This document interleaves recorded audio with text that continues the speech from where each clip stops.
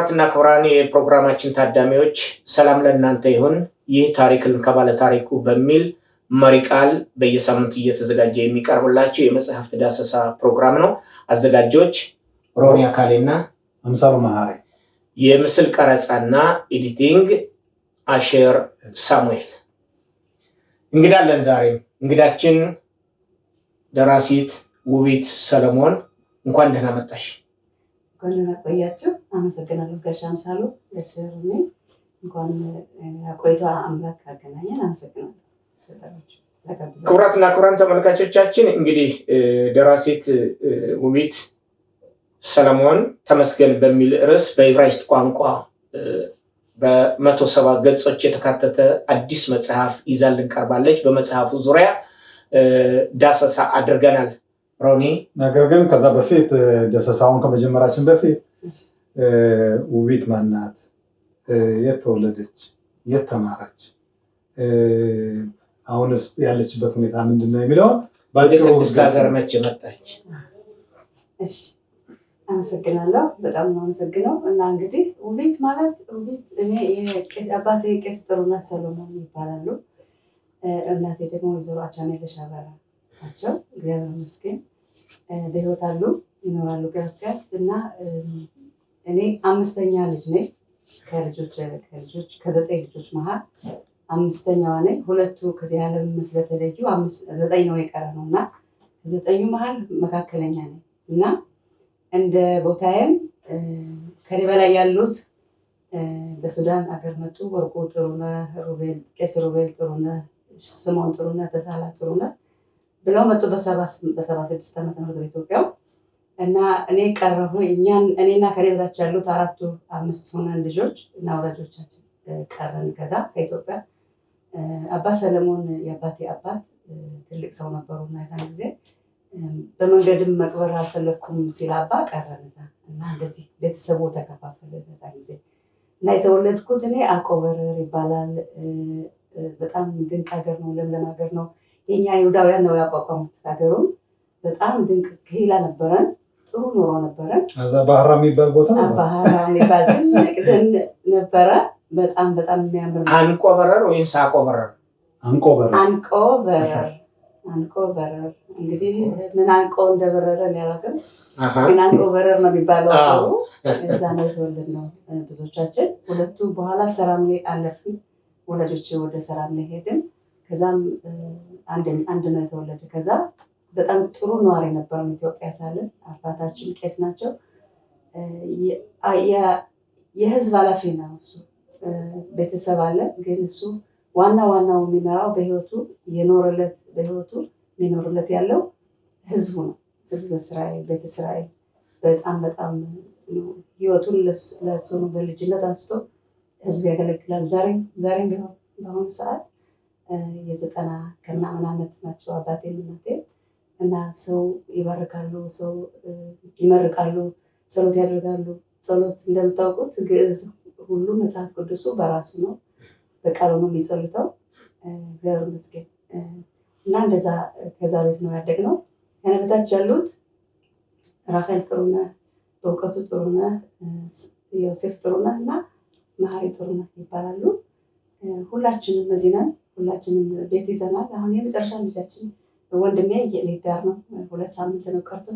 እንኳን ደስ ያለሽ። አዎ በጣም ደስ ብሎናል። ወላጆቼ በጣም ደስ ብሏቸዋል። እና ወደ እኔ ስመጣ ደግሞ እኔና ቤተሰቤ ወላጆቼ እና ትንሽ ወንድሞቼ መጣ ነው በ91 ነው።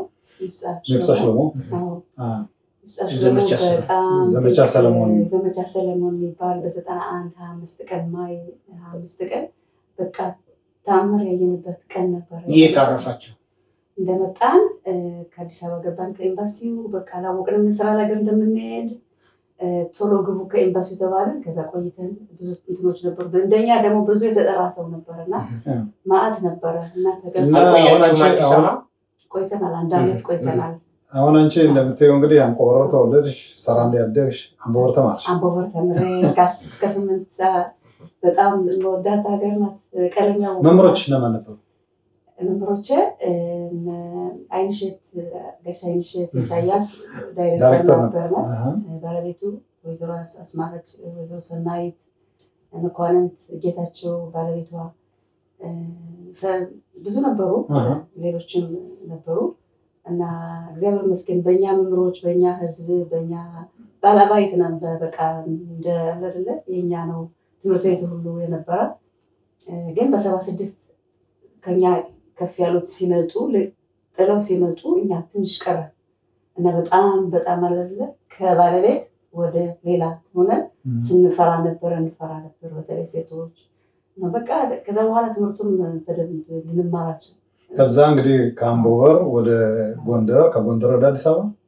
ከአምቦበር እኔ እንትን ነበረ በዛን ጊዜ ውትድርናው መከራ ሆነ።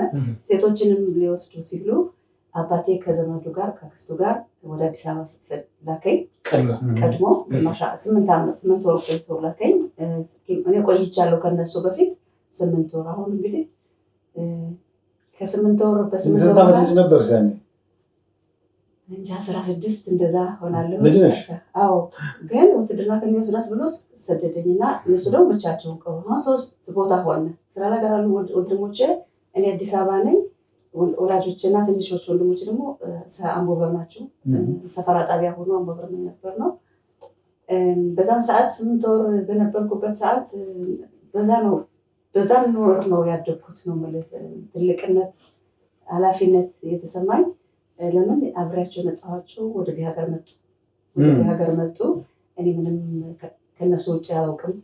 ገንዘብ የለኝም። ገንዘብ በእነሱ ውጭ ነበረ።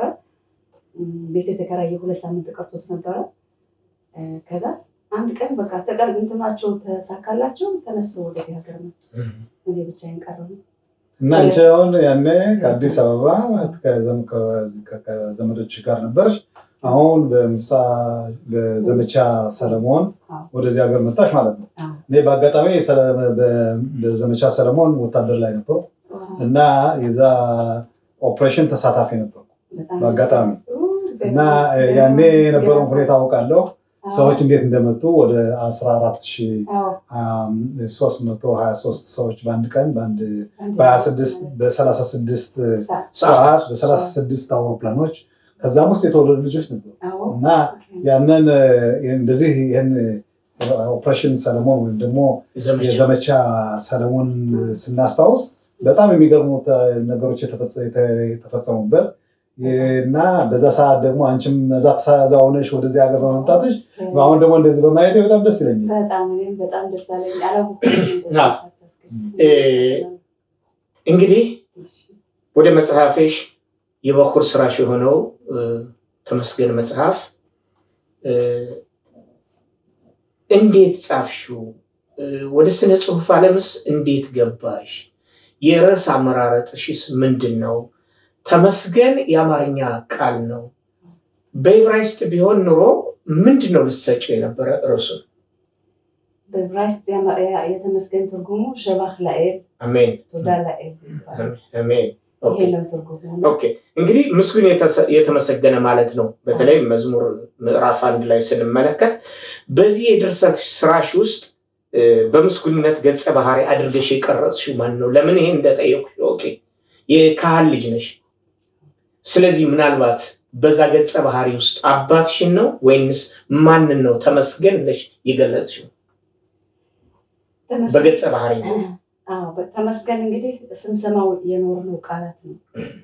እንደው ከዛ በፊት ከተፈቀደልኝ ስለ ራሴ፣ ስለ ቤተሰቦቼ፣ ስለ ቤት ስላፈራሁት አምላክ ላደለኝ ቤተሰብ ከባለቤቴ ጋር ውድ ባለቤት ያምር አንበሎ ያዕቆብ በላይ ተጋብተን 30 ዓመታችን ነው አሁን ከተንካለን እና 4 ልጆች አሉ። 4 ወንዶች ልጆች አሉ። በጣም ጥሩ ልጆች፣ አሪኤል በላይ፣ ሳሙኤል በላይ፣ ኤረስ በላይ፣ አሳፍ በላይ። ሁሉም ወንዶች ናቸው። ጎበዝ ነው ወይ? በጣም እና ተመስገንም የመጣ ከዚህ ከአጠቃላይ ያለ አይደለም። በቤታችንም ያደግና አባቴ ጠዋት ሲነሳ ገና አፉን ሲከፍት ተመስገን ትሰማለህ።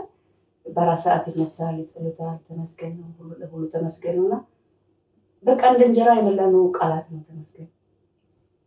በዛ ላይ እንግዲህ እንደኛ ማን የታደላለን በዚህ ዓለም ያን ሁሉ አልፈን መተን ማለት በልጅነታችን የነበርና ስንት ዓለሞች ኢትዮጵያን አይተን ከዚህ እስራኤል ሀገር ደግሞ ህልም ሆነችው ሀገር ስንደርስ ተመስገን ነው። ከዚህ ውጭ ምን ትላለህ? በዛ ላይ ተመስገን አምላክም ነው። ሰውንም የማመስገን መጽሐፉ በማመስገን ነው የተመሰረተው። ቶዳ ረባ ቶዳ በጣም ማመስገን ያለንን ማመስገን አምላክን ማመስገን ሰውን ማመስገን ጊዜውን እኔ ስለ አበባዎች አመሰግናለሁ። ፍራፍሬዎች ሲያብቡ አንትኖች ሲያብቡ ቅጠሎች ሲያብቡ ፀሐይ ስትወጣ ጠዋት ለእኛ ብላ ትወጣለች እና ተመስገን አመሰግንሻለሁ። ፀሐይ ማታ ጨረቃ ትበራለች። ጨለማ ይመጣል፣ ቀን ይመጣል፣ ጠዋት ይመጣል፣ ወፎች አሉ። ያን ሁሉ የማመስገን ነው እና ከዛ ጠቅልዬ ተመስገን በሚለው ውስጡ የማመስገን ብዙ እውነት ነው። ምን ይላል? በምስጋና ድል ይገኛል ይላል። እንግዲህ ዳዊት ለምሳሌ ንጉስ ዳዊት ማለት ነው መዝሙሩን ተግሳጽ ለኩሉ ብሎ ብለን የሚጀምረው ተግሳጽ ለኩሉ ማለትም ተግሳጽና ምክር ለሁሉም ብሎ ነው። በተለይም በግዕዙ መዝሙር አንድን ስንመለከት ፉካሬ ለጻድቃን መዝሙር ዘዳዊት ሃሌሉያ ብፁዕ ብፅዕ ዘየወረ በምክረ ረሲያን ዘቆመ ውስተ ፍኖተ አጣም ወዘነበረ ውስተ መንበረ መስተሳልቃን ዘዳሙ ሕገ እግዚአብሔር ይላል። ያ ማለት ምንድነው? ወደ አማርኛ ሲመለስ በክፎች ምክር ያልሄደ በኃጢአተኞቹ መንገድ ያልቆመ በዋዘኞቹም ወንበር ያልተቀመጠ እሱ የተመሰገነ ነው ይላል። ከዛም አልፎ አሁን ይሄ መጽሐፍ ወደዛ ልመጣለሁ። መጽሐፍ ውስጥ ከመግባታችን በፊት አንተ ውለህ ወደ ቤትህ ስትገባ እና ወደ መኝታ ስትሄድ ተመስገን ጌታዬ በሰላም ዋልከኝ በሰላም አሳድረኝ ትላለህ። ጠዋት ስትነሳ ምንድን ነው የምትለው? በመንገዴ ቅደም ተመስገን በሰላም ያሳደረ በሰላም አውለኝ። አሁን ይሄ ተመስገን ስሙ ቀላል አይደለም። ሁልጊዜ የምናስታውሰው ምናልባት ውቤት አሁን ስትናገር በካህኑ በአባቷ አማካይነት የሚነገር ሁሉም ነገር ብቻ ሳይሆን ህብረተሰቡ የሚናገረው ጠዋትም ተነስቶ ተመስገን፣ ሲሄድም ተመስገን፣ በመኪና ሲደርስ ተመስገን፣ ሁሉም ተመስገን ነው። ስለዚህ ተመስገን የሚለውን ቃል ሁሉም በአፉ እንደሚናገረው ሁሉ ከልቡን ጭምርት መሰለኝ። እንግዲህ ይቅርታ አድርግልኝና ምን አለ መሰለህ በእኔ እይታ እንዳሁኑ አይሆንና እንግዲህ የቀደሙት የታላቁ ቤተ እስራኤል ማህበረሰብ የካህናት አባቶቻችን የነበረው እንግዲህ በድሮ ጊዜ እንደሚሉትም እኛም እንደምናውቀውም እንኳንስ ቃል ተናግረው ትንፋሻቸው ይባርክ ነበር ነው ካህናት አባቶቻችን። ይህም ባህሪ በዚህ በቅድስት ሀገር ይህም ባህሪ ተላብሰው እስካሁን ድረስ ስማቸው በክፉ የማይነሳ ታላቁ ካህን አባታችን ካህኑ ጥሩነህ ሰለሞን ናቸው አሉ ከምንላቸው አባቶቻችን። የእሳቸው ልጅ በመሆንሽ በጣም ደስ ብሎናል። ስለዚህ እሳቸው ብቻ ሳይሆኑ ልጃቸውም ቄስ ነው። በአጋጣሚ ሩቤን በ76 ዓመተ ምህረት ወደዚያ እስራኤል ሀገር ሲመጣ እሱም እኛ በመጣንበት ሰዓት ነው ወደዚያ ሀገር የመጣው እና እሱንም አውቀዋለሁ። ሽሞንን ነው በደንብ ደግሞ ሽሞን እኮ ቄስ ሊሆን ትንሽ ቀርቶት ነበረ። እሱ ነው እንዲያውም መጀመሪያ ሊሆን ነበረ። አሁን ቄስ ማለት ነው። እሱ ሁሉ ጸሎት ሁሉን ያውቀዋል። እግዚአብሔር ይመስገን። ያው እንግዲህ አባት እዚህ ጋር ምን አለ መሰለህ ሮኒ፣ በእኛ ቄስ የሚለው ቃል በቅርብ ጊዜ የመጣ ነው። የአንድ ዓመት ምናምን የሚለው ነገር የለውም። ያ ማለት ነው ምንድነው? ቄስ መጀመሪያ የአንድ ትልቅ የሮም ቤተሰብ ስም ነው የነበረው መታወቂያ። ለምሳሌ ከዛ አኳያ ምን አለ መሰለህ አውጉስጢኖስ፣ ጤባሮስ፣ ቀላውዲዮስ፣ ኒሮን የሚባሉ ይሄ ቄሳር ቤተሰቦች ነው የነበሩት። አሁን ቄሳር የሚለውን ቀየሩና ጣሊያኖች ወደ ኢትዮጵያ ሲገቡ የአካባቢ ሽማግሌ ብለው መረጡ። ቄሳር እንደ ቄሳር ሽማግሌ። ከዛን ጊዜ በኋላ ነው የኛ አባቶቻችን ካህናቶች ካህን የሚለውን ቃል ተውትና በግዕዝም እንትን መጣ ቀሲስ፣ ቀሳውስት ምናምን እያለ አረቡት። ሽማግሌ ማለት ነው። ሽማግሌ ደግሞ የካህኑ ረዳት ነው እንጂ ካህን አይደለም። ይሄ ቄሳሩ ከታሪክ አኳያ ነው እኔ እንግዲህ የምነግርህ። ስለዚህ እኔ አሁን አባቶችን ስጠራ እኔ ወዳቸዋለሁ፣ አከብራቸዋለሁ። ቄስ የሚለውን ቃል ይህን ካወቅኩበት ጊዜ ጀምሮ ካጠናሁበት ጊዜ ጀምሮ ይጎረብጠኛል። ካህን ብዬ ስጠራ ግን ደስ ይለኛል። ካህን የሚለውን ቃል ደግሞ በመጽሐፍ ቅዱሳችን ውስጥ ከኦሪት ዘፍጥረት እስከ ሚክያስ ባለው በ39 መጽሐፍቶቻችን ውስጥ 74 ጊዜ በአንድም በሌላም መንገድ ተገልጿል። ቄስ የሚል ቃል እዛ መጽሐፍ ቅዱስ ውስጥ የለም። ቄስ ቀርቶ ዲያቆን የሚልም የለም። ምናልባት ከኦርቶዶክስ እምነት አኳያ ይኖራል በአዲስ ኪዳን ብዬ ብፈልግም ቄስ የሚባል ነገር በአዲስ ኪዳንም የለም። ሽማግሌዎች ነው የሚላቸው። ሽማግሌዎች የሚላቸው እነማን ነው? ቄሳሮችን ቄሳር ያላቸውን የጣሊያን እንትኖች እና ስም መጥቀስ አልፈልግም። እንደዚህ ካልኩ የመጀመሪያው ቄስ እንደዚህ ካልኩ ይኸውልህ ምን መሰለህ በእኛ ታሪክ ነውና ነው በህብረተሰባችን የነበረው ቄስ የሚለው ነገር አሁን በቅርብ ጊዜ የመጣ እና እንዲህ የተለጠፈ ስም ነው።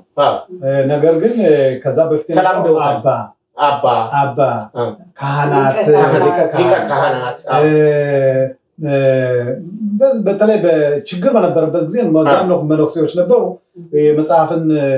መጽሐፎች በተለይ የሃይማኖት መጽሐፎች እንዳይጠፉ ብዙዋቸው ከበረሃ ተቀምጠው ብዙን ጊዜ ኑረው ሌሎችን ያስተማሩ ወደ ካህናት የመለሱ እንደነዚህ አይነት ሰዎችም ነበሩ በታሪክ መሰረት እና በእኛ በኢትዮጵያ ይሁዲዎች ዘንድ ስንመለከት ምናልባት በቅስናው በኩል ስንሄድ የክርስትና ቄሶች አሉ። በክርስትና በኩል ወይም በአዲስ ኪዳን ውስጥ ያሉ ሰዎች ቄሶች ተብለው የሚጠሩትም በዛም መካከል ሊሆን ይችላል እና ልክ ነህ፣ ትክክል ነህ። አሁን ይሄ በእኛ እንግዲህ ካህን የሚለው ካህን በእግዚአብሔርና በሰዎች መካከል የሚሰራ የሚያገናኝ በጸሎት የሚረዳ ነው። ይሄውን ሽማግሌ የሚለውን ማለት ይሄ ቄሳር ያልነውን ወይም ቄስ የሚለውን በግሪክ ቋንቋ ምን ይለዋል? ፕሪስቶቦሮቶስ ይለዋል። ያ ማለት ምንድነው? የካህኑ ረዳት ነው። መንፈሳዊ አገልግሎት የለውም። ህዝብን በመሰብሰብ አንዳንድ ነገሮችን በማድረግ ለካህኑ ያቀርባል። ካህኑ ከመንጻት ስርዓት አኳያ የሚጠጋቸውም የማይጠጋቸውም አንዳንድ ሁኔታዎች አሉ። ይሄ ነው አሁን እኛ አምሳሉ በዚህ እንግዲህ ይሄን ነገር በሚቀጥለው ጊዜ ሰፋ አድርገን እንነጋገርበታለን። ወደ መጽሐፋችን ወደ እንግዳችን ዞር ብለን ደስ ብሎኛል። እዚህ ፊሎሶፊያ ስለገባን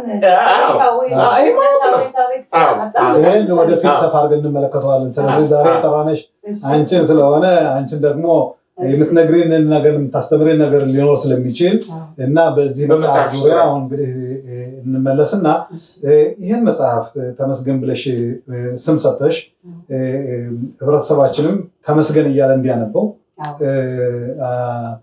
አድርገሻል እና ምን ነገሮችን አስበሽ ነው በዚህ መጽሐፍ ላይ ለመጻፍ የሞከርሽው? ምን አስነሳሽ? ይሄን ነገር ምን አነሳሳሽ?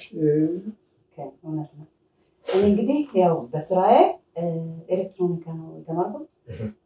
የምሰራውም እንደውም ከጽሁፍ ጋር ግንኙነት የለውም። ቴክኒካ ነው የምሰራው። በታሲያ ብረት ነው የምሰራው። ከዛ ነው የምሰራው። ባለቤት እነዛ ነው መሀንዲስ ነው እሱ እና ልጆቻችን እንደዛ ነው የተማሩት ሁለቱም። እና ግን ቤታችን ቴክኒካል ቴክኖሎጂ ነው። ግን እኔ ግን መጽሐፍ ማንበብ እወዳለሁ። የመጽሐፍ ማንበብ ደግሞ መጽሐፍ ቅዱስን ማንባለሁ። ግን ፖዚቲቭ የሆኑ መጽሐፎች እንዴት ነው ማደግ የሚቻለው? ሰው ማለት ምንድን ነው? እንዴት ነው ነፍሳችንና ስጋችን ከአምላክ ጋር የምትገናኘው? ብዙ መጽሐፎች አሉ። በተለይ መንፈሳዊ መጽሐፍ ፊሎሶፊ እና ያንን ማንበብ እወዳለሁ። እኔ መጽሐፍ ማንበብ ነው። ከቤትም ያው አባ መጽሐፍ ይዞ ነው ወደዚህ ከቦታ እንኳን ቦታ ሲቀይር መጽሐፉን ይዞ ነው። ዳዊትን ይዞ መጽሐፉን ይዞ ነው እና ያየነው ያደግንበት ስለሆነ መጽሐፍ እወዳለሁ እና እሄዳለሁ።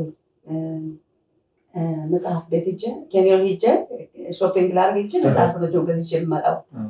መጽሐፍት ቤት ማለት ነው። እና በኋላ እኔ እጽፋለሁ። ትንሽ ደግሞ እጽፍና ልጆች ስላሉኝ ተመስገን፣ እነዚህ እኮ ልጆች በእኔ ስላለሁኝ ነው እየተወለዱ። እነዚህ የተለይ የእኛ ልጆች ማለት ባለቤቴን ከወንዱ ሁሉ ካለም ወንድ ሁሉ መርጠህ ስላገናኘኸኝ ደህና ሰው ተመስገን እላለሁኝ እና ሁሌም ተመስገን እጽፋለሁ። ለወላጆቼ የወላጆቼ ልጅ የአባ ቄስ ጥሩነህ ልጅ የካህን ቄስ ጥሩነህ ልጅ ስላደረገኝ፣ የእናቴ የወይዘሮ ቻናለች ልጅ ስለሆንኩኝ፣ ከነዚህ ወንድሞቼ ስለሆኑ እኔ ሄዳቸው ስለሆንኩኝ ተመስገን ብዬ እጽፋለሁ እና ጠዋት ስራ ከመጀመሪያ በፊት 10 ነገሮች ማመሰግንበት ፈልግ ይላሉ። ግን ስጽፎ ግን አያልቅልኝም። አሁን በቃ እና ይሄ ተመስገን ብዙ ጊዜ ነው። ስንት ጊዜ ወሰደብሽ? ለመጻፉ 9 ወር ነው የወሰደው። ሆን ብለሽ ትኩረት ወስደሽ ሀሳቡ ከዛ ፊት ሀሳቡ 8 ዓመት ይሆናል። እና ስራ የምሰራበት ራሱ ስራ ያለሁበት ለህዝብ ስራ የሚያገለግል ነው። ሀገራችን የሚያገለግል ነው።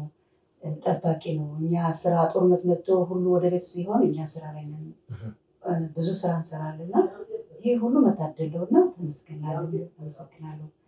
እኔ መኪና ስነዳ ራሱ እኔ ማለት በዚህ ትውልድ ከኢትዮጵያ ተወልጄ እዚህ አድጌ እዚህ ሁኜ ከዛሬ 50 ዓመት ከዛሬ 70 ዓመት እንትን ማለት ገቨርንመንት እንኳን የማይዘው መኪና ማለት መንግስት የማይዘው መኪና ከገጠር ካምፖወር ተወልደሽ ካምፖወር እንደገና ካምፖወር ከነሱ ጋር አድጌ ይህንን ይዤ መሐንዲስ በሰራው አስፋልት ላይ ስሳፈር ወደ ስራዬ እና ታጌን ይዤ ከስራ ስገባ እንትኖች ሳይ ከመሐንዲሶች ጋር ነው የምውለው። ይህ ሁሉ በጣም ተመስገን እንድላስ እና እኔ ያላመሰግንኩት በቃ መጻፍ አለብኝ ስል መጻፍ ስጀምር ግን የነበረው ሆኖ ነው በአንድ ጊዜ በቃ እንትን ያለ መጻፍ ማቋረጥ አልቻልኩም። አቋርጭ ብለው ያቋረጥኩት እንጂ ብዙ አለ የሚጻፍ። እውነት ነው። ክቡራትና ክቡራን የፕሮግራማችን ተከታታዮች ተመስገን የመጀመሪያው እትም እንግዲህ እየተጠናቀቀ ነው። ሁለተኛውን እትም ለማሳተም ደግሞ እህታችን በዝግጅት ላይ ነች። እጅግ አድርገን ነው የምናመሰግነው። ተመስገን በጣም ቆንጆ መጽሐፍ ነው። ውስጡ ያሉት መልእክቶች በሙሉ መንፈሳዊ ይዘታቸው፣ አስተማሪነታቸው፣ አመራማሪነታቸው፣ የድል ባለቤትነታቸው በጣም ደስ የሚል ነው። እጃችሁ ገብቶ እንድታነቡት ምክራችን ነው። ወደ ፕሮግራማችን እንመለስ። ኦኬ። ስለዚህ እኔም እዚህ ላይ ምለው ምንድነው አሁን ለምሳሌ መጽሐፉን ማንበብ ይቻላል። ስለዚህ ለህብረተሰቡ ማንበቡ እና ማስረዳቱ በጣም ጥሩ ነው። ነገር ግን እኛ የምንፈልገው ሌላ ፍላጎት አለን። የምንፈልገው ምንድነው እኛ መጽሐፉን ለህብረተሰቡ ማንበብ ሳይሆን መጽሐፉ በውስጡ ያለው ሁኔታ በጣም ጠቃሚና በጣም ጥሩ ስለሆነ ገዝታችሁ አንቡ።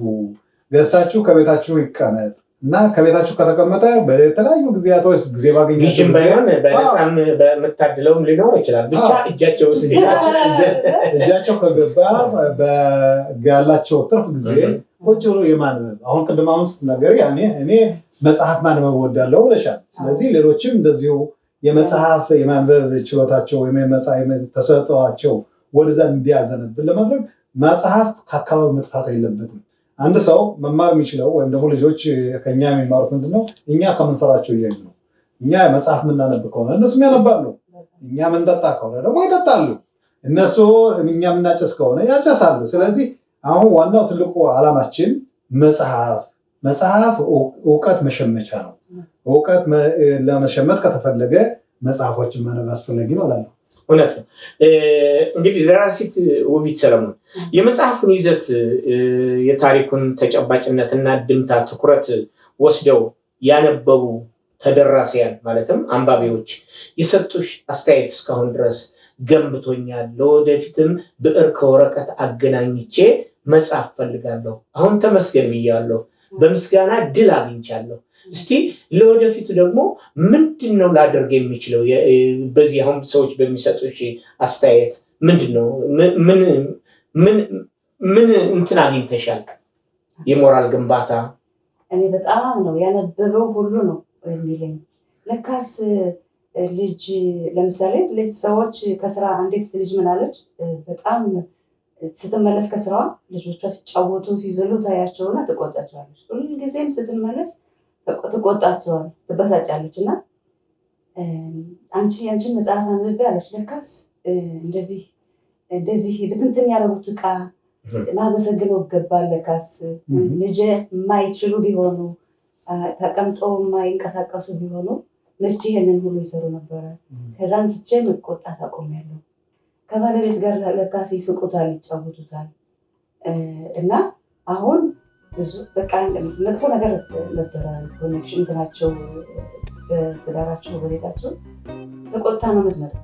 እና የስራዋን ጣጣ ይዛ ትመጣና ወደ እዚህ ለምንድነው እንደዚህ ያበላሻችሁ ምናምን እንዴት ዋላችሁ ደህና ዋላችሁ እንኳን ወላችሁ መጣችሁ እንኳን እየመጣሁ ወዳችኋለሁ ብላ ልጆቿን በማመስገን ፈንታ ቆጣ ነበርኩኝ እና በቤተሰብ ሰላም አልነበረም። ግን ለካስ እንደዚህ ይሆናል 20 ዓመት ነው አብረን ያለ ነው፣ ግን እንደዚህ ሰላም ተሰምቶ ያውቅ ለካ እንደዚህ ይባላል ብላ አሁን ትዳሬን መለስሽልኝ ያለችኝ አለ። እውነት ነው። የኔ ልጅ አሁን ሰሞኑን እኛ ወደዚህ ወደ ስቱዲዮ አንቺን ስንጋብዝሽ በመጽሐፍ ዳሰሳ ውስጥ እንትን ለማድረግ ከጎኔ አልተለየም ነበረ እና ልጄ ምን እንደማነበያ ተመልክታ ከዛ በፊት አንብበዋለች። ከዛ በኋላ አትውሰጅብኝ እኔ የሆነ ስራ ላይ ነው ምሰ ተጊልቱ ዳሽ ያኔ አንባቢ ስላለ አለች። ተጊልቱ ዳ አመሰግናለሁ ብላ አንባቢ ስላለች ምናምን ብላ ይዛብኝ ሄደች። እና አንዳንድ መጽሐፍቶች የምንጽፋቸው አንዳንድ ሳይሆን መጽሐፍ ሲባል እንግዲህ የአንባቢውን ትኩረት የሚስብ የመልእክቱ ይዘት የድርሰቱ ፍሰት ይሄ ነው እንትን የሚለካው። ለወደፊትስ አሁን ቅድም እንደጠየኩሽ ለወደፊት መጽሐፍ ያቀድሽው ወይም ደግሞ የምትንደረደርበት ርዕስ አለሽ? በመጀመሪያ ይሄንን መጽሐፍ በዕብራይስጥ ስለሆነ ወደ አማርኛ መተርጎም አላማለሽ? ኦኬ። ብዙ ሰዎች ይፈልጉትና በዕብራይስጥ ነው እንዴ ብለው ይተውታል። ስለዚህ ያኔ ማለት የምንላቸዋለሁ ለልጆቻችሁ ግዙላቸው። ይሄ መጽሐፍ ለትልቅ ሰው ይሆናል፣ ለሴቶች ይሆናል፣ ለትንንሽ ልጆች ይሆናል። እንደውም እኔ ወደ ወጣቱ ወደ ማንነቱን እንዲያውቅ ነው ብዬ የጻፍኩት እና ከዛ እኛ ማንነት የኛ ህዝብ እኮ በጣም ትልቅ ነው። በጣም ታታሪ ማለት የማይቻለውን እንዲቻል ሆኖ ያደረገ ህዝብ ነው ያለን እና ያንን እንዲያውቁ ማንነታቸው እንዲያውቁ እንዲመለሱ ብዬ ነው በዕብራይስጥ የጻፍኩት። ዜማ አሁን አንቺም ከመጽሐፍሽ ላይ እንደ መደርደሪያ አድርገሽ ያቀረብሽው ፍቅር ምንድን ነው?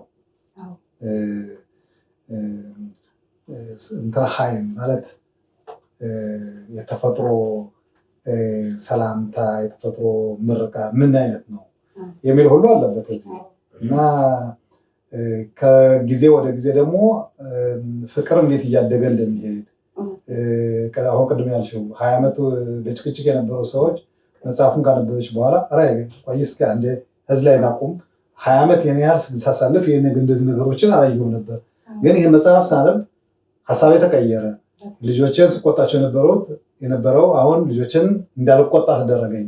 ከባለቤቴ ጋር አልነጋገር ለጩ ማንጫወት የነበረው ከባለቤቴ ጋር እንድነጋገር አደረገኝ የሚለው ቀላል ነገር አይደለም። የእኮ አስታራቅሽ ማለት ነው።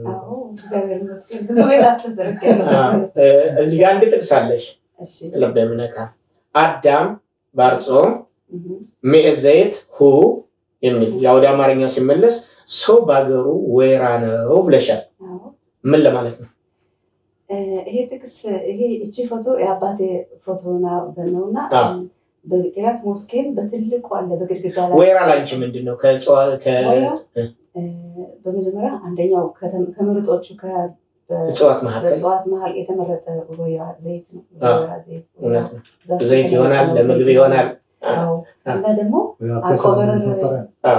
ያቆበረር እያለን ከቤታችን መሀል በጣም ትልቅ ወይራ ይሄን ቤት የሚያክል ወይራ ነበረ። ትልቅ ነውና በቃ ዝናብ ሲመጣን እዛ እንገባ፣ ፀሐይ ሲመጣን እዛ እንጠቀም እና ትልቅ ነው። ሁሉን ይችላል። ስንሰቀልበት ከወይራ ጋር ያለውን ነገር በጣም ከምድር የገባ ነው። ስለ ወይራ አነሳሁልሽ እንጂ እንግዲህ የእንጨት ቅዱስ ካለው አንዱ ያው እንግዲህ ቅዱስ እንጨት ተብሎ የሚቆጠር ነው። አንቺ በተለያዩ ሁኔታዎች እንደምንመለከተው ከሆነ ከዚህ ከእጽዋት ጋር ብዙ አይነት ግንኙነት አለሽ እናያለን። እነ ሞሪንጋ ለዛ ነው ወደዛ የመጣሁበት። እነ ሞሪንጋ በግቢሽ ውስጥ ምንድነው ከእጽዋት ጋር ያለሽ ፍቅር? እነሱ እንትን ናቸው በቃ የተላኩትን አምላክ የፈጠራቸውን ስራ ይሰራል። እጽዋት አገልግሎት ፍሬ ያፈራል። ውሃ ካልሰጠው ይሞታል። ግን ውሃ ተሰጥቶት አላፈራም ፍሬ ሊያፈራ ከሆነ ስለዚህ ደግሞ ልክ እንደሰጠኸው ነው የሚሆኑት። ከሰጠሃቸው ይሰጡሃል። ማለምለማቸውን አያቋርጡም። ቅጠል ለምሳሌ በበጋ የሚረግፉ ቅጠሎች አሉ። ለምን ውሃ ይጣማቸውና ቅጠሎቻቸውን አራግፈው ስራቸውን መጠበቅ ይፈልጋሉ። ቅጠላቸውን ከያዙ ሊጠሙ ይችላሉ። ቅጠሉን የሚያራግፉ ዛፎች አሉ። አራግፈው በክረምት ይለመልማል፣ ያብባል፣ ይለመልማል። ስራቸውን አይተው እና እኔ በጣም ነው የምማርባቸው። ለምን እኛ አሁን አንድ ነገር ቢከብደን የሆነ ስራ የሆነ ጣጣ ቢኖረን እንደዛ እርግፍ አድርገን ብንተው ይቀለናል እና ከዛ ስናድግ ስንተው እናድጋለን፣ እናብባለን፣ እናፈራለን። ግን የድሮዎችን ይዘን ያንን ነገር ቢቀር እኮ ይደርቅና እሱም ራሱ ይሞታል። እኔ ቁጭ ብዬ አሁን ለምሳሌ ወይራ አለን፣ ትልቅ ወይራ አለን እዚህም ከሞሸሩ ስራ ስመለስ እንዲህ ቢያደርጉ ጥሩ ነው ብዬ አምናለሁ። ሰዎች ስራ ስመለስ እመጣለሁ። ከስራ ተመልሼ ግቢያችንም ትልቅ ስለሆነ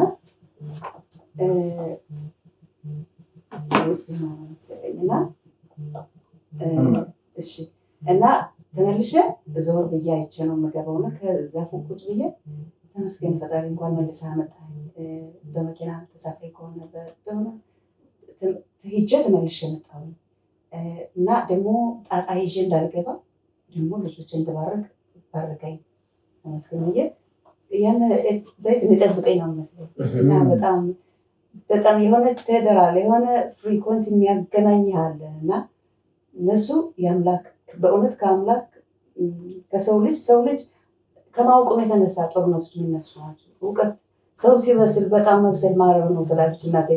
አንድ እንትን አለ ምን ብለሽ የጻፍሽው ነገር አለ። አንድ በአልፓይም ሽሙና ስሬ መሰለኝ በ2018 19 20 መሰለኝ ኮሮና መጥቶሳል ምናልሽ ስለ ኮሮና ስትናገሪ አንዱ ደሌት ሲዘጋ ሌላው ደሌት ይከፈታል። አንዱ በር ሲዘጋ አንዱ በር ይከፈታል። በብራይስ ነው ያልኩት። ጉራማይሌ ያረከው ነው ልክ ነህ። እና ምናልባት አሁን ይሄን በሽታውን አስመልክተሽ አንድ በራፍ ሲዘጋ ሌላው በራፍ ይከፈታል ያልሽበት ምክንያት ምንድን ነው?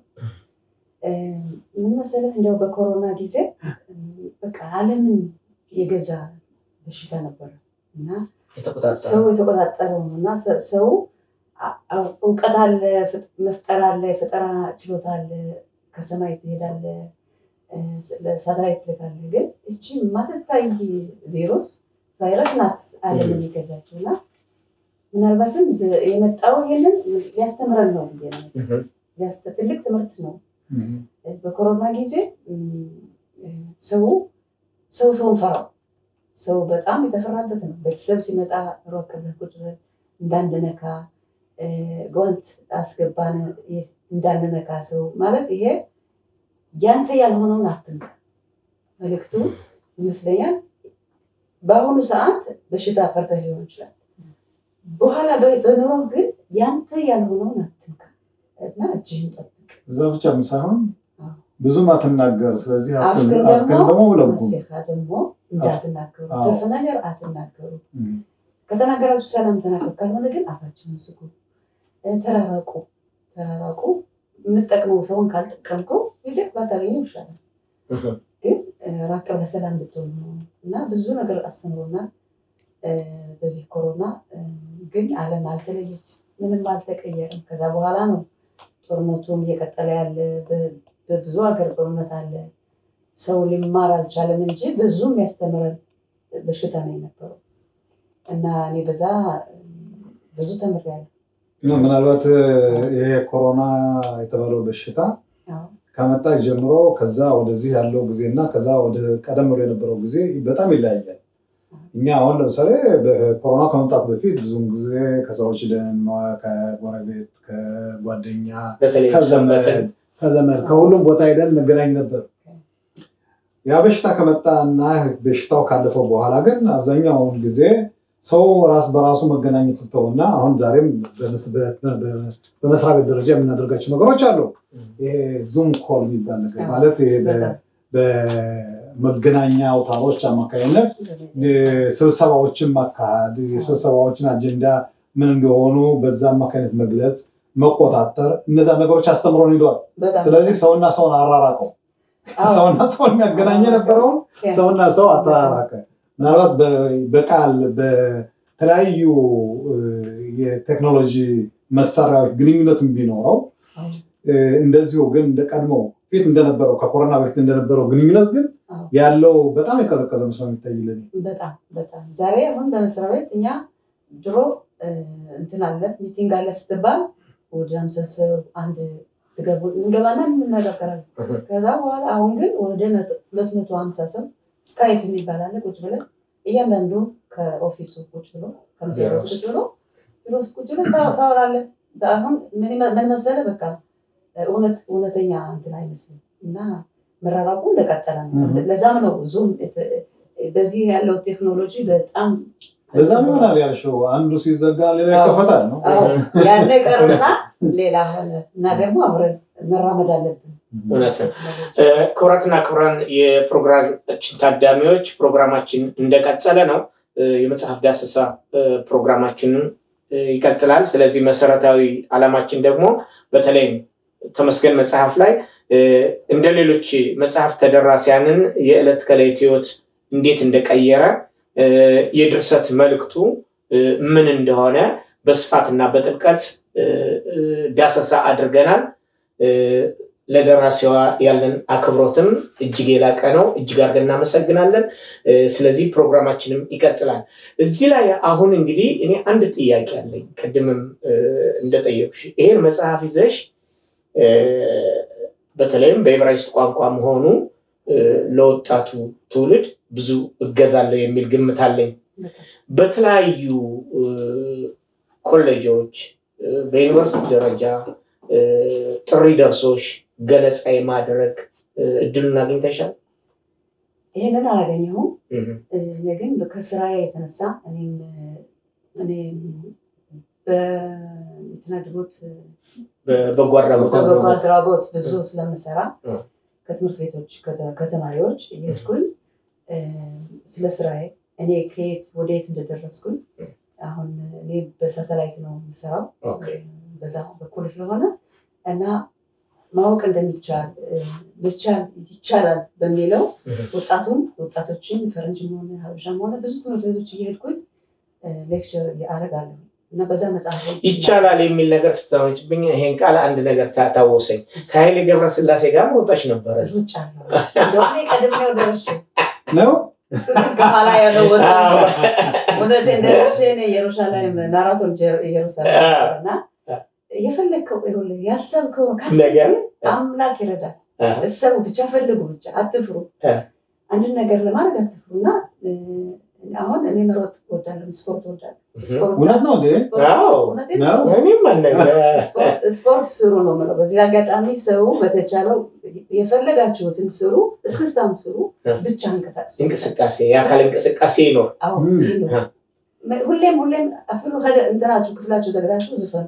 ግማሽ ደቂቃ 40 አንድ ሰዓት ቢሆን ብቻ ሰውነታችን ሊንቀሳቀስ ነው የተፈጠረው። ይሄ ተፈጥሮ ጉዳይ ቁጭ ሌላ ነው የተፈጠረው እና ስሮጥ እሮጣለሁኝ እና ከዛ እንደዛ ስል አሁን ኃይለ ገብረ ስላሴ ሊመጣ ነው ተብሎ እዚህ ሀገር የክብር እንግዳ ሆኖ ማራቶን ልብስ ሆኖ ሊመጣ ነው እና 3 ወር አለን ቀደም ብሎ ተነገረ። በፌስቡክ ነው የተነገረው።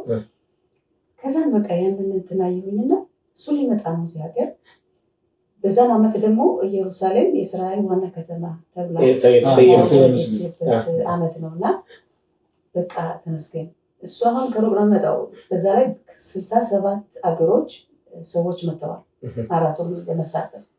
እስራኤል ሀገርንም አይዞሽ ለማለት እኛ ግን እዚች እንደው ከአንድ ሰዓት ያነሰ ነው ተሳፍረን የምንሄድኩ። እኛ ተኝተናል እኮ በዛን ሰዓት ማራቶን የሚጀምረው ዓርብ ቀን ነው። ስራ የለም። ጠዋት ነው የሚጀምረው። ከተመለሰ ስራ እንኳን ቢኖር ተመልሰህ ትገባለህ። የዓለም ህዝብ እየነጎደ ነው ወደዚህ ሀገር። እንዴት ነው ለምንድን ነው እኔ የማልሳተፍ? ለዛውም ኃይለ ገብረስላሴን ማግኘት አለብኝ። ከዛ በጣም በቃ መሮጥ ጀመርኩኝ። በደንብ እንትን ብዬ መሮጥ ጀመርኩኝ። 2 ወር ነበረኝ። ከዛ 10 ኪሎ ሜትር የሚሆን ልምምድ አደረግኩኝ። መጣሁኝ። የዛን ቀን መጣ ኃይሌ መጣ እዚህ ሀገርና 2 ቀን 3 ቀን ቀደም ብሎ ነው የመጣው እና እንዳገኘው ብላቸው አይ ማግኘት አይቻልም እሱን አይቻልም አሉ እና እሺ እኔ ግን አገኘዋለሁ። ወሮቻ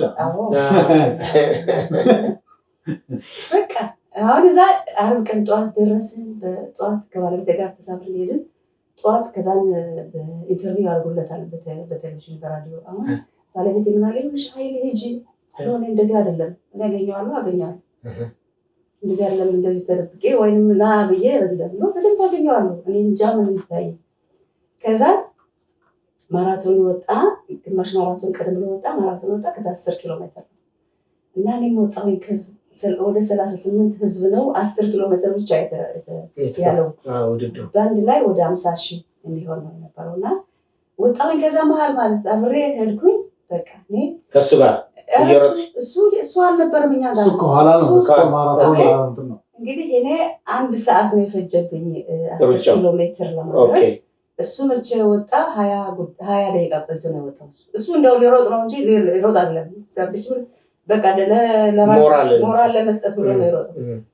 ከዛ እኔ ሩጬ ፊኒሽ ስደርስ ዋይ ተመስገን ብዬ እንዳለፍኩኝ ዋይ እግዚአብሔር ተመስገን አምላክ ብዬ ሰው ስል ኃይል እየተሯሯጠ ከኔ እንኳን አላስቀደምሽ በምድራችን ላይ እንግዲህ ጀግና ከዛ አገኘሁት። ሰላም አለው በቃ እግዚአብሔር እስቲ ባንተ ላይ ነው እዚህ ሁሉ የመጣ ብዙ ባንተ ስለመጣ ነው ብላ ፎቶ አደረግን። ተንትናለን ሊመጣ ነው ብለን ብዙ ሀበሻዎች አገኘኋቸው ነው ይሄ ታሪክ ጊዜ ነውና ፎቶ አደረግን እና ብዙ ሸር አድርጌ በፌስቡክ እና ይኸውልህ ተፈለግ ነው የማይሆን ነገር ይሄንን ጽፌያለሁ በመጽሐፍ።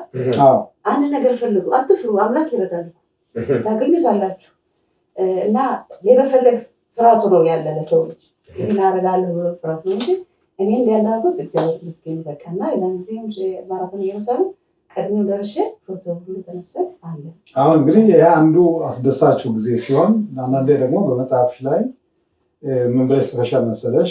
ሀፔሳ ሎይግሊድ ትራውማ ሸል ቲፖል አኬብ ሸሎኒራ ይርፓ። አሁን ይሄ ማለት ያልዳነ ቁስል እና ትራውማ ደግሞ ቲፑል ያላገኘ ማለት ሕክምና ያላገኘ ትራውማ ያለውን ሁኔታ በዚህ መጽሐፍሽ ላይ ዳሰሰሽዋል እና ጽፈሽዋል። ስለዚህም በዛ ላይ ደግሞ በተለይ በዛ ውስጥ ላይ በሱዳን አካባቢ የተደረገውን የነበረውን ሁኔታ ትንሽ በዛ አካባቢ ያስቀምጠሽዋል እና ይህን ስትይ ምን ለማለት ፈልገሽ ነው? ይሄን የጻፍኩትኝ በእኔ ግንዛቤ በዛ በኩል አልመጣችም ግን ታውቃለች። ትራውማ ይሄ ጉዳቱ ታውቃለች። ወንድሞቼ መጥተዋል፣ በዛ ዘመዶቻችን በዛ ሞተው ቀርተዋል እና እንሰማ ነበር እየተመለሱ የሚመጡ የደረሰውን ጉዳት እና በቃ እንዳናገኛቸው የፈለግንበት ሰዓት አለ። ለምን ይሄ ሞተ ይላሉ፣ ይሄ ሞተ እያሉ ይደገራሉ እና ብዙ ሰዎች ሞተዋል፣ ብዙ ሰዎች እስካልፈዋል። በተለይም ሞቱ ሳይሆን አሟሟቱ ይከፋል። ሰው ሊቀበር ጊዜ ያልነበረበት እዛ ባናልፍም ብዙ ሰምተናል። ይሄ ሁሉ ትራውማ ነው ለህዝብ ለመጣው። ያን ሁሉ አልፎ ደግሞ አልተቀበሉም። እዚህ ሀገር መጣ ወዲያውኑ መፍጨርጨር ነው ለኑሮ ለመኖር ማግባት፣ መሽካንታ መውሰድ፣ ያን ቤት መግዛት፣ ስራ መስራት ነው ቀጥታ። ይሄ ምንም እንትን ያልተሰጠው ነው። ብዙ አልተመለከቱም። ብዙ ትኩረት አልተሰጠውም። ያለፉት ችግር ብዙ ስቃይ መዘረፍ አለ፣ ሰው መሞት አለ፣ ዘመድ መሞት አለ፣ እናታቸው ሞተች፣ ልጆች አሉ እና እነዛ ምንም እንትን ሳይቀበሉ ነበር። ሕክምና ነገር የሚያዳምጣቸው እንኳን አልነበረም። ምንድን ሆናችሁ ብሎ እኮ የሚሰማቸው እና የሆነ ሳይኮሎጂ ትሪትመንት አልተቀበሉም። በዚህ ጉዳይ ከአሁን ቀደም ከተገናኘናቸው እንግዶቻችን ጋር የተለያዩ ወሬዎችን ለማድረግ ሀሳቦችን ለመቀየር በተለይ የሱዳን ጉዳይ ብዙ የሚቀረው ነገር አለ።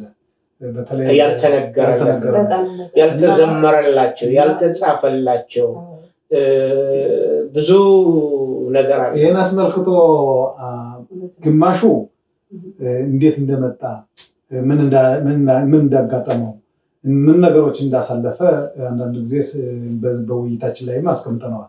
አሁን በሚቀጥለው ጊዜ ለመጥራት የፈለግነውና ከኛ ጋር ውይይት ለማድረግ የፈለግነው ሰው ደግሞ በዛ ላይ ስራ ላይ የነበረ ሁሉን ነገር ሲመለከት የነበረ ምን አይነት ሁኔታዎች እንደተፈጠሩ በስራው ላይ ምን አይነት ትልቅ ኃላፊነት እንደነበረውና ድክመቱንም ጥንካሬውንም በይበልጥ ለህብረተሰባችን ለማስታወቅ በሚቀጥለው ጊዜ ወደዚህ መድረክ ጠርተነዋል እና አንቺ ደግሞ አሁን በዛ አሁን አንቺ በወሬ በወንድሞች በሰማሽው አሚርም ቢሆን በዛ መጣ እና ያንን ሰምተሽ ነው አሁን በመጽሐፍ ላይ ያስቀመጥሽው። እኛ ደግሞ ምንድነው ምንድን እስኪ እንደዚህ ብቻ ሳይሆን በዛ መንገድ ላይ አልፈው የመጡት ሰዎች ምን ነገር እንዳለፉ በራሳቸው አንደበት በራሳቸው አፍ በራሳቸው አስተያየት ቢገልጹት ምናልባት ይሄ ታሪክ ስለሆነ ለወደፊትም በትልቁ የሚጻፍበት ሁኔታ ሪሰርች የሚደረግበት ማለት ምርምር የሚደረግበት ሁኔታ ሊፈጠር ስለሚችል ያ ነው እንግዲህ አሁን ትኩረታችን እኔም ሆንኮ አምሳሉ በዚህ ላይ ከፍተኛ ለመድረካችን ታሪክ በታሪክነቱ ተመዝግቦ መቀመጥ አለበት። አዎ ለምን መሰለሽ አሁን አንዳንዶቹ እንደምታውቂው በተለይ ሴቶቹ ብዙዎቹ የጾታ ትንኮሳ ተፈጽሞባቸዋል።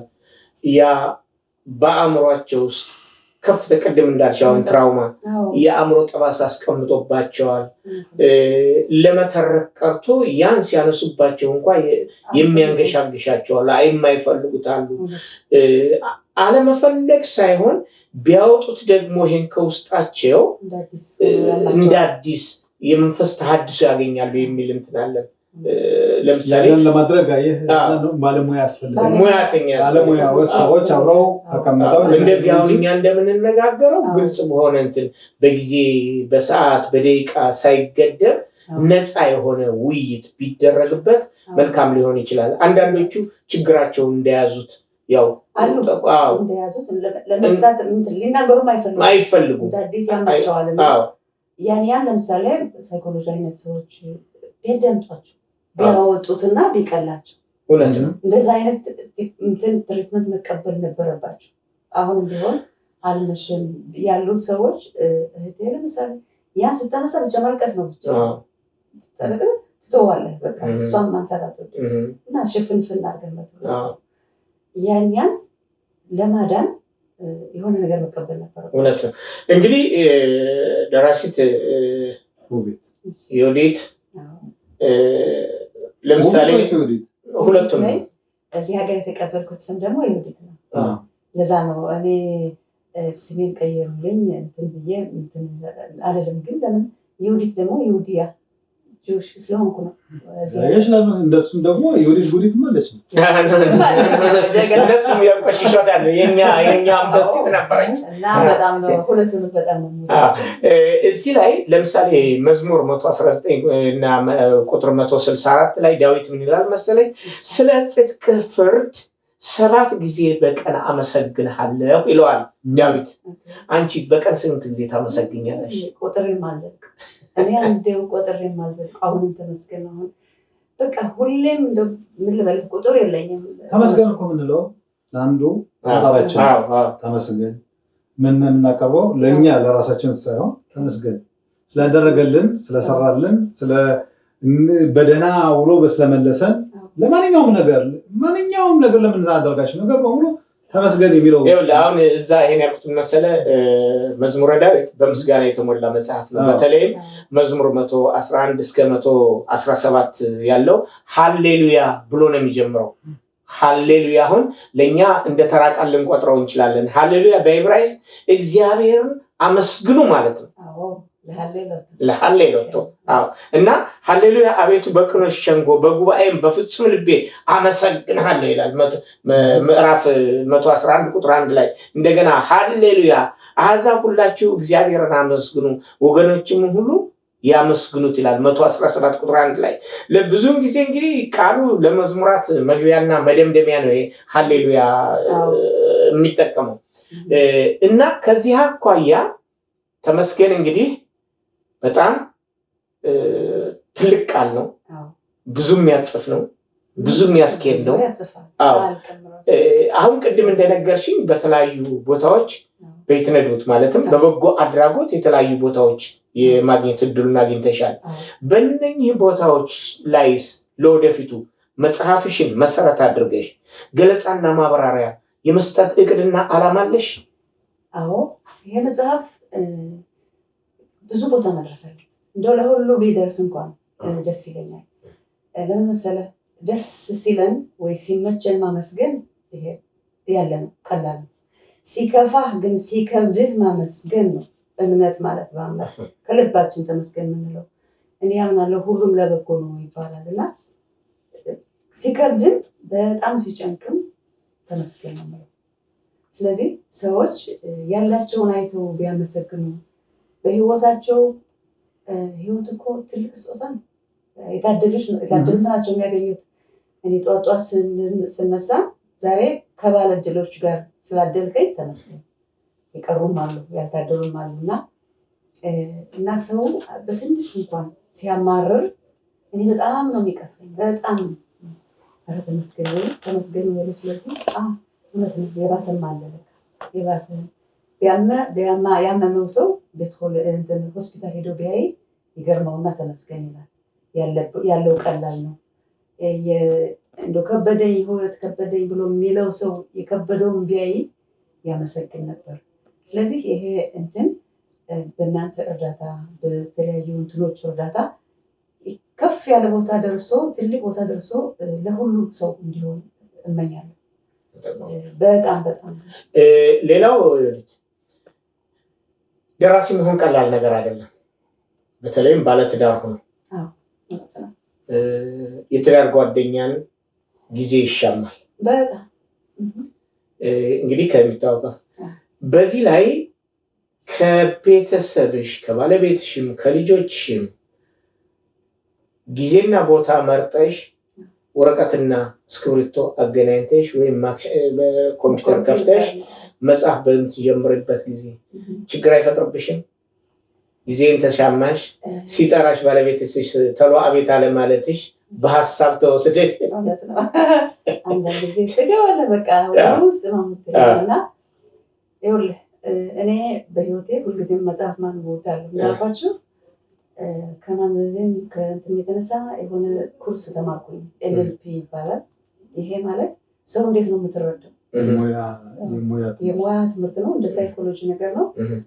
እንዴት አድርገህ ነው ዓላማህን የምታሟላ አካባቢህስ እንዳትጎዳ አንዱ በአንዱ ፈንታ ሳይሆን አብረህ የምትወስድበት ግንዛቤ ለመውሰድ አንድ ላይ አድርገን እና ቤተሰብ አለ፣ ልጆች አሉ፣ ስራ አለ እና ያን እንዳይሆን መጀመሪያ ማጠናቀቅ አለብኝ፣ ማሟላት አለብኝ። ባለቤቴ እንዳይጎለው ማሟላት አለብኝ። ለልጆቼ መሆን አለብኝ። ከዛ ጊዜ ታገኛለህ፣ ንጹህ ጊዜ፣ ማንም የማይፈልገኝ ጊዜ አገኛለሁ። በዛን ጊዜ ስጀምር ማለት መጽሐፍ የጻፈ ያውቀዋል። እኔ ቁጭ ብዬ ስጀምር መጀመሪያ ነው እንጂ ምን እንደምጽፍ አላውቅም። ግን 2 ሰዓት ቆይቼ 3 ሰዓት ቆይቼ ስነቃ ማለት ነው ከዛ ወደ 10 ገጽ ጽፌያለሁ። እኔ እግዚአብሔር በእኔ ሆኖ ገብቶ ጻፈው ነው የምልህ እንጂ እኔ አንድም ቀን ልጽፍ ፈልጌ እንደዚህ ያልኩበት ኮምፒውተር እችላለሁኝ። ሳላይ ነው አድፋ ሳይበር የሚባል ሳላይ እንደዚህ ነው ብላይንድ ነው ምናምን እንደዛ መማረግ የምችለው እና እንደዚህ ያየሁኝ እንግዲህ ቅጠላ ቅጠሎች ካልከኝ ከኦፊስ በሆነ ካልሁበትም አሉኝ ቅጠሎች አሉ። አረንጓዴ ነገር ጥሩ ነው ይባላል። ዝም እያልተቀመጥኩ እና ያንን አድርጌ ስጽፍ በቃ በእኔ ውስጥ አምላክ ነው የሚጽፈው ብዬ አንዳንድ ጊዜ እኔ የጻፍኩት አይመስለኝም። የቃላቱ እንዴት ብሎ እንደተቀመጠ እንደተስተካከለ መልእክቱ አምላክ የላከኝ ነው ብዬ ነው እና ስነቃ በቃ ዋው ስንት ጊዜ ቆይቻለሁ ብዬ የምነቃበት እና ምንም አላሳነስኩም። ጊዜም ለቤተሰቦችም ለልጆችም ባለቤትም እግዚአብሔር ይመስገን እሱም የተማረ ስለሆነ የምፈልገውን ያሰብሽው ካለ ለደግ ስለሆነ ቀጥይበት ነው። ስለ እጽዋት በዚህ በመጽሐፍሽ ውስጥ ገልጸሻል። ለአንባቢዎች እንዲያውቁት ነው አንብቤያለሁ። ኦኬ ሽፈራው ጋር ሽፈራው ሞሪንጋ ማለት ነው። ዛፉ። ሽፈራው የሚሉት መራራ ነው። መራራ ስለሆነ ነው ሽፈራው የሚባለው። ይሄ በአማርኛ ሞሪንጋ መራራ፣ በጣም መራራ ነው። አንተ የተቀመመውን አግኝተው ነው። የት አገኘህ? አሁን የእሷን ነው ቅጠል ጋር መጣሽ እያልኩ ዛሬ እንዲያውም መምጣት ነበረ። አየሽ የጠየቀሽን መጽሐፉ ላይ እና ስለዚህ ስለ ሞሪንጋስ እንግዲህ አሁን ስለ እጽዋት ካሉት የሞሪንጋን እንግዲህ አጠቃቀም ያው ተጠቃሚዎች ነው የሚያውቁት። እኔ ሞሪንጋን በጣም ካፕሱሉን እወስዳለሁ። በጣም በብዙ ነው። አዎ በስኳር ነው ካፕሱል የስኳር በሽታ ነው። ምንም በሽታ የለብኝም፣ ምንም እንትን የለብኝም። ግን ያን ካየሁበት ጊዜ ጀምሮ እንትንም ካገኘሁበት ጊዜ ጀምሮ በየወሩ ስለ አንድ ጓደኛ ኢትዮጵያ ውስጥ እንትን ነበር የሚሄድ ነበር። ይሄ ኪሴ ጋልጋል ዊልቸር ላይ ይሄድ ነበር እና የህግ ጠበቃ ነው። በቃ እንደዚህ ሲነግሩኝ በጣም አዘንኩ። ካፕሱሉን ገዝቼ ላኩለት። 3 ባፑክ ማነው ብልቃት 120 የሚይዘው በሶስተኛው ወር ስፖርት እየሰራ ላከለ።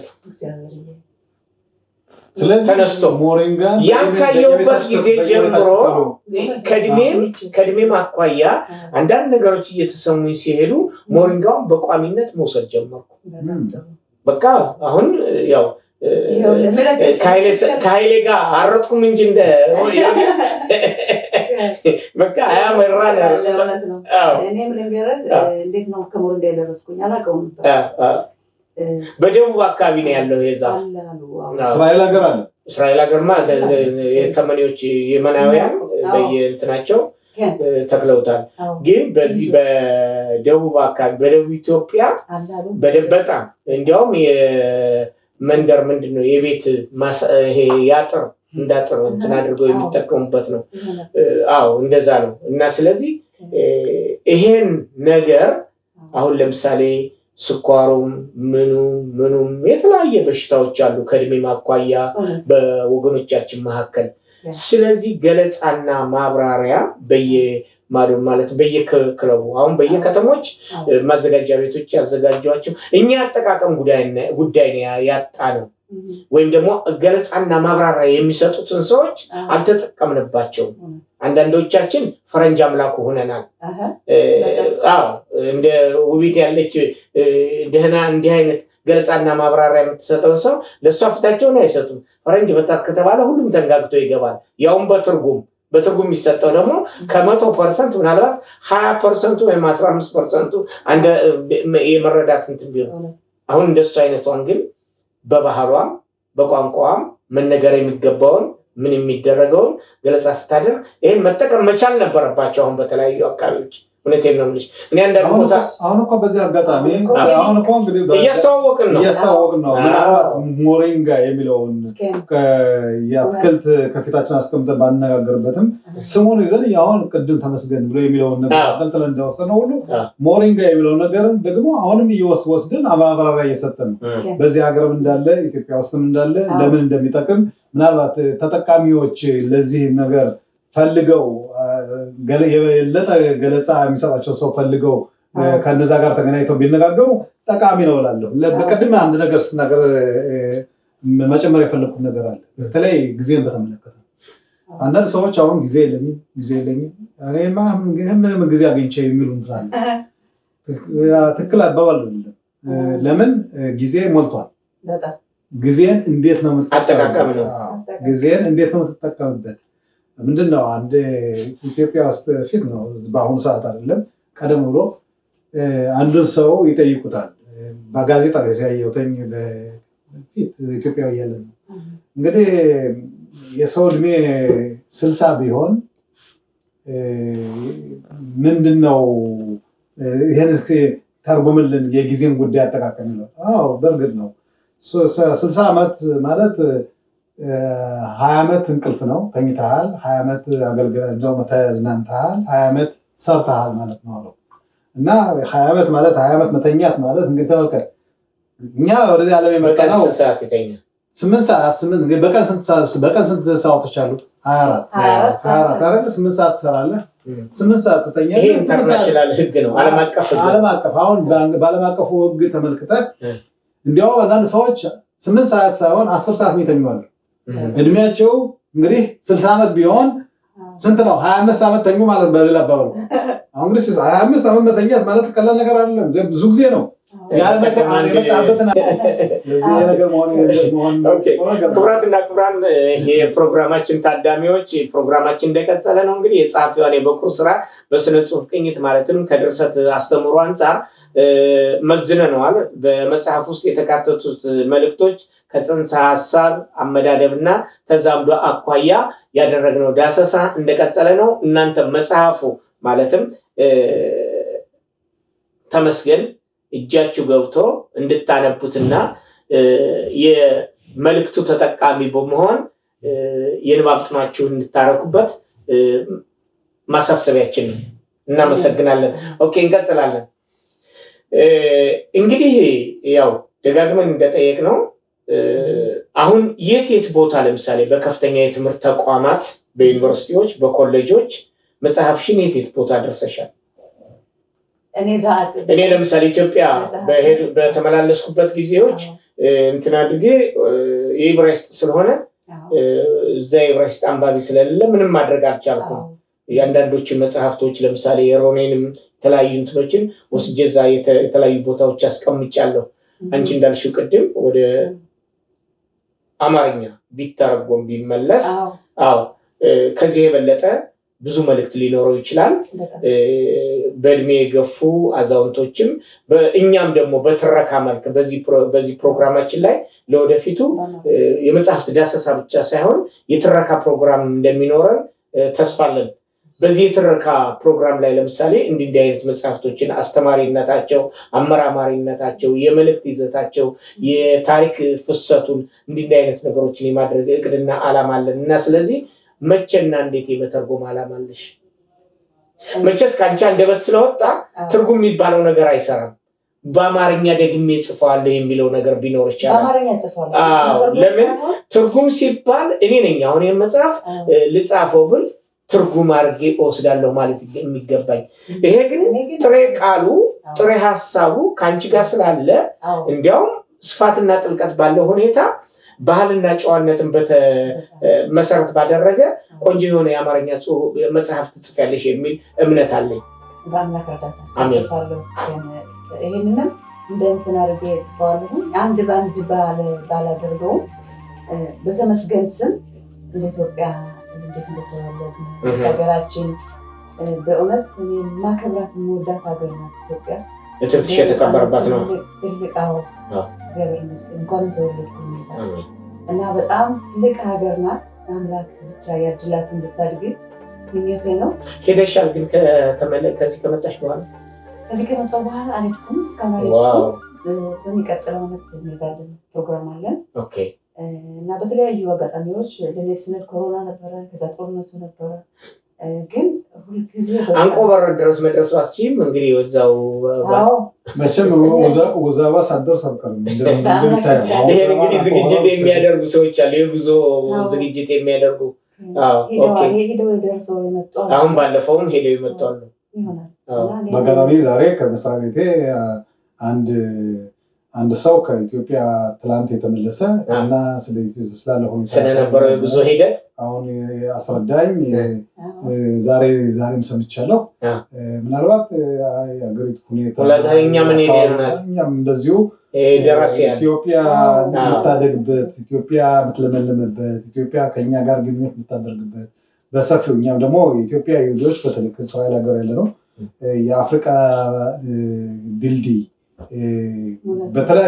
በተለያዩ የሙያ ዘርፎች ድልድይ የምንሆንበት ሁኔታ ምናልባት አሜሪካ፣ እስራኤል፣ ኢትዮጵያ ወይም ደግሞ እስራኤል ኢትዮጵያ የዛን አይነት መንገድ አሁን ለምሳሌ በጸሐፍት ዓለም በመጽሐፍ ደራሲዎችን በተመለከተ እኔ የማስበው በእኔ አስተሳሰብ ነው። እንግዲህ ምናልባት አንተም ከአሁን በፊት የተነጋገርንበት መሰለኝ ይሄ በኢትዮጵያ ደራሲዎች ማለት ከዚህ ሀገር ባሉ ደራሲዎች ብቻ የተወሰነ መድረክ ሳይሆን ምናልባት ኢትዮጵያ ውስጥ ያሉ ደራሲያን ትልልቅ ደራሲያኖች አሉ። ከነሱም ብዙ የተማርናቸው ነገሮች አሉ። በአውሮፓ ውስጥ ያሉ በተለይ ፑሽኪን ከሩሲያ በተለይ ብዙ ጊዜ የሚነገርለት ፑሽኪን አለ አሁን ኢትዮጵያ ፑሽኪን መጽሐፍት ቤት አለ እና እንደዚህ አይነት ነገሮችን ምን አለ መሰለሽ ባለፈው በተደጋጋሚ በሄድኩበት ጊዜ የኢትዮጵያ ደራሲያን ማህበር አንድ እንትን ሰጡኝ። የኢትዮጵያ ደራሲያን ማህበር የመሰረቱትና ያቋቋሙት ፕሮፌሰር ታምራት ኢማኑኤል ናቸው። ያን ሰጥተውኛል፣ ያቋቋሙበትን ደንቡን የመስተዳደሪያ ደንቡን ወጥሻል። ስለዚህ የኛ ደግሞ እዛ መገኘት አሁን ከኢትዮጵያ ደራሲያን ማህበር ጋር ግንኙነት መፍጠር ትልቅ ነገር ነው። አንደኛ ያው መጽሐፍቶቻችን በአማርኛ የተጻፉትንም ይመለከታሉ፣ ታሪካችንም የማወቅ ከፍተኛ ጉጉትና ፍላጎት አላቸው። እኔ በተደጋጋሚ ሄጃለሁ። በተለይም ዶክተር እንዳለ ጌታ ከበደ የሚባል አለ። ከዚህ በፊት የኢትዮጵያ ደራሲያን ማህበር ጸሐፊ ነበር። በጣም ወንድሜ ነው። በጣም ማከብረው የምወደው የራሱ የሆነ እንደዚህ ስቱዲዮም አለው። ከዛ መጽሐፍቶችን በሙሉ ተረክቦ እዛ ያስቀመጠልኝ እሱ ነው።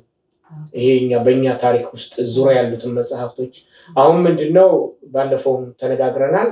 የኛን ማህበረሰብ ሰሜኑ በሙሉ ያውቀዋል። እኔ ሄድኩ ጊዜ ከደባርቅ ከተለያየ ቦታ ሰዎች መጥተው በእርዳታ መልክ ወደ 150 መጽሐፍ ሰጥቻለሁ። ወደዛ እንዲሄድ ዩኒቨርሲቲዎች ወዳሉት ወደ ከፍተኛ ትምህርት ተቋማት የኔ መጽሐፍ አሁን እንግዲህ እስካሁን ድረስ ወደ 18 ጊዜ ታትሟል። በ18 ጊዜ እትም ውስጥ 280 ቅጂ ተሰራጭቷል በከፍተኛ ሁኔታ። ይሄ አማርኛው ነው። የእንግሊዝኛው 6 ጊዜ አሳትም ያለው ወደ 18 ኮፒ ተሰራጭቷል።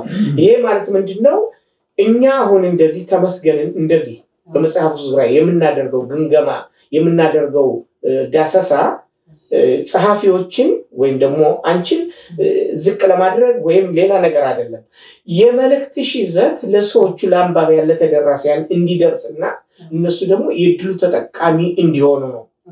አዎ በአብዛኛው ጊዜ እንደምመለከተው አሁን አብዛኛው ሰው ከምንባብ ከመጽሐፍቱ ከወረቀት ማብ ርቋል። ያው ቲክቶከር ነው ምናምን ነው። እኔ ወጣቱን መመክረው አሁንም እንዲያነቡ ትውልዱ አንባቢ እንደሆነ የመጣበትን ቦታ እንዲያቅ የተነሳበትን በዚህ አጋጣሚ አንቺ ስለ ትውልዱ ምን ትመክራለሽ? ነው እኔ ያላም እኔ በቃ ብለዋል ብዙውን እኔ እንዳልከው ነው። እኛ ልጆቻችን እኛን ነው ምን ሰራውን ያደርጋሉ ምንለው ሳይሆን ምን ሰራውን ነው የሚሰሩትና እኔ ልጆችን ትንሽ እያሉ ሁልጊዜ በ3 ሳምንት ወይ በወር አንድ ጊዜ ላይብራሪ ወስዳቸዋል። ቤተ መጽሐፍት ወስዳቸውና እያንዳንዳቸው 3 መጽሐፍ ይዘው ይመጣሉ። አሁን 3 ነበሩ ዛን ጊዜ አሁን 3ቱ ከ3ቱ ያልፋል እና 9 አንድ ልጅ 9 መጽሐፍ አነበበ በወር ማለት ነው። እንደዛ ያረኩኝ ሁልጊዜ ነው። እንደዛ ከስራ እየቀረሁኝ ይዣቸው እሄዳለሁ። ሙሉ ቀን እንሄዳለን። ብዙ ነገሮች ተዝናንተን እንመጣለንና ይጠብቃሉ ያንን ቀን። ያም ለዛም ነው ብዙ መጽሐፎች ልጆች ግሽ እያሉ ብዙ እንትን እያሉ እያስገደዱ ይገዙ ነበረ ብዙና እንዲያነቡ ልጆች ትልልቆች ሰዎች አንባቢ ሆኑ። እኔ እንደውም የሆነ ትንሽ ፕሮጀክት ነበረኝ ሳይወጣ ቀረ እንጂ ባለሁበት ሙሻቡ ቅረት መላፌ ወይም አሽዶድ ለኔ ቀርበ ነው። አሁን እዛ እናቶችን ሰብስቤ ከልጆቻቸው ጋር በሁለት ሳምንት አንድ ጊዜ መጽሐፍ ቤት ልንሄድ ከዛ ልጆች ይቀመጣሉ ይቀበላሉ ማንበብ እንዲያነቡ እናቶች ከኔ ጋር ሆነው በየሁሉ ቦታ ሁሉ ተቀብዬ ነበርኩ። ጊዜ ነበረ ማክሰኞ ከ4 ሰዓት እስከ 7 ሰዓት ትልቅ አዳራሽ ተቀብዬ የአንባቢያን ማህበር ለመፍጠር በጣም ቆንጆ። እሺ አሁን የኛው ሰው ግን ያልተመቸው ሆነ እንጂ አሁን እንግዲህ አሁን ሰዓታችን በጣም እየገሰገሰ ነው እና ለማጠቃለያ አንቺ ማጠቃለል የምትፈልጊው ነገር ካለ ወይ ከዛ በፊት ላይ አንድ እንትን ልበልና እንግዲህ ተመስገን እንደ ወረቀቱ ስፋት በንጽጽር ከፍ ያለ ፊደል መጠን ተጠቅመሻል። የውስጥ ገጹ ንድፍ ማለትም ማውጫውን ጨምሮ ለንባብ ምቹና ያለ ዝንፈት በወጥነት የቀጠለ በመሆኑ እኛም ለዳሰሳ ተመስጦን ተመችቶን ሰፊ ዳሰሳ አድርገንበታል። በጣም ቆንጆ ነው። አሁንም በድጋሜ ለተደራሲያን ማለትም ለመጽሐፍት አንባቢያን የምጠቁመው ምንድነው መጽሐፉ እጃችሁ ገብቶ ተመስገን እንድታነቡትና የእድሉ ተጠቃሚ እንድትሆኑ ምክራችን ነው። እጅግ አድርገን እናመሰግናለን። እንግዲህ ሮኒ በሰጠሽ እድል መሰረት የምትይው ነገር ካለ? እሺ እኔ ያው በመጽሐፉ ብዙ አርስቶች አሉ እና አንዱ ንዑሳን ርዕሶች እና አንደኛው ሰዎች ለቤተሰብ ለልጅም ለራሳቸውም እንዲሆን መመክረው ምንድነው በባልና ሚስት ያለ አከባበር አለ፣ ኑሮ አለ፣ በትዳር ሁኔታ እናት አባታችን እንመልከት። ኢትዮጵያ ሳሉ ለምሳሌ የነበረውን መከባበር ያለው መከባበር ሴት በወንድ ስራ ትገባ በሀሳቡ እንዲያርጋት አርጋትልም ወንዱም በሷ በኩል ወንድ የቤት ራስ ነው። ያው የቤቱ ራስ በአሁኑ ሰዓት ተቀባይነት መጽሐፉ ነው የሚለው፣ እኛ አይደለም። መጽሐፍ ቅዱስ ነው የሚለው። እኔ ኦሪታዊ ነኝ ካል ኦሪት የሚያዘውን ነገር ማድረግ አለብኝ። እና ይሄ ምሳሌ ሁኜ የምነግራችሁ ለምንድን ነው እኔ ባለቤትም ተምሯል፣ እኔም ተምሬያለሁ። ስራ እንሄዳለን፣ ስራ እንመለሳለን፣ ልጆች አሉ፣ ቤት አለ፣ ሁሉ ነገር አለ። ግን እኔ ሴትነቴን መጣስ አልፈልግም። ሴት ነኝ። እንደ ሴትነቴ ከስራ ተመልሼ ስመጣ ቤት የቤቱ ባለቤት ነኝ፣ የቤቱ እመቤት ነኝ። እና የቤት እመቤት ምንድነው ማድረግ ያለባት? ከባሏ ጋር መጨቀጭ ነው ወይስ ምን ማድረግ ነው? ክብር ለራሷ መስጠት አለባት። ራስሽን ስታከብሪ ወይም አንተ ባለቤቱ ደግሞ ራስህን ስታከብሩ ክብሩ ያድጋል፣ አብሮ ያድጋል። እና አንዱ አንዱን ሳይንቅ አንዱ አንዱን ሳይጥል ማለት ነው። ሴት ደርሳ አንተ አርግ እንጂ ተነስ እንጂ አርግ እንጂ ይባላል አይባልም። እኔ አይደለም እኔ የሚጠቅመኝ ነው የምነግራቸው። እኔን ሳከብር፣ እኔን ማንነቴን ሳከብር፣ ቦታዬን ሳከብር እያከበሩኝ፣ ባለቤት ያከብረኛል፣ ጎረቤት ያከብረኛል። ከስራ ቦታም ቢሆን ከስራ ቦታ ሲሆን ስራዬ ነኝ፣ ከቤት ሲሆን የቤት እመቤት ነኝ። የሚያስፈልገኝ ኃላፊነቴን እወጣለሁ። እና ምን አረገ ብዬ እሱን ከሱ ስራ መግባት ሳይሆን እኔ ምን አላደረኩም ብዬ በነጋገርና በፈታው ሰላም ይፈጠራል። በዛ ላይ በእናትነት ልጆች ልጅ ይሁኑ እንጂ ሰዎች ናቸው፣ የራሳቸው አላቸው፣ ሀሳብ አላቸው። ልጆችን የኔ ልጆች ናቸውና ብዬ አንተ እንዲያርግ እንዲህ ካላደረግክማ እንዲያትሆኑ። ከዚህ ነው ፍቅር ምንድን ነው ብዬ የጻፍኩት። ፍቅር አህባ ማለት እውነት ከሆነ ያ ሰው ደስተኛ እንዲሆን እንጂ እኔ ደስተኛ ሊያደርገኝ አይደለም።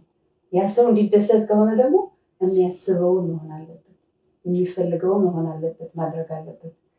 ካልሆነ እኔ ነኝ ኢንተረስ አለኝ እኔ የራሴ ፍቅር እንጂ ስለዛ ሰው ወድሃለሁ ካልኩኝ ያ ሰው እንዲደሰት መፈለግ አለብኝ።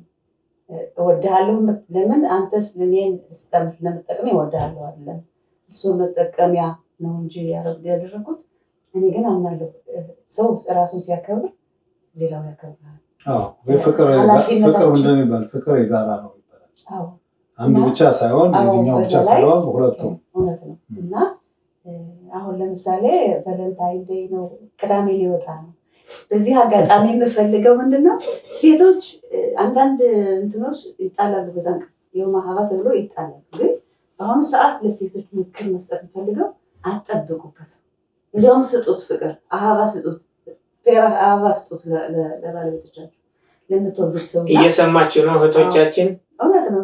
እኔ እንደዛ ካልሆነ ስትጠብቂ እና ወንድና ሴት ደግሞ አንድ አይነት እንደማያስብ ምን ገንዘብ አለብን? ራሳችን አስተሳሰባችን እኛ እንደ ኢንተርኔት ኔትወርኪንጉ በጣም ነው የሚሰራው ከሴቶች።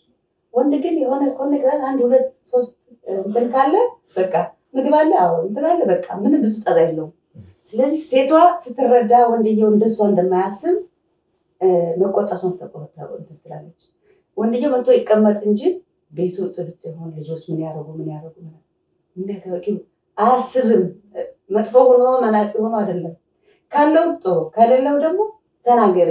ኤንኤልፒ ይባላል። ለመናገር አንድ ነገር ከፈለግን ተናገሩትና እንዲሆን ይሆናል። ግን በግምት አስቦ ካላረገ ብለሽ ራስሽን ከምትቆጪ ሌላውንም ከምትናደጂ እርዳታ የሚያስፈልግሽ ከሆነ ተናገሪ።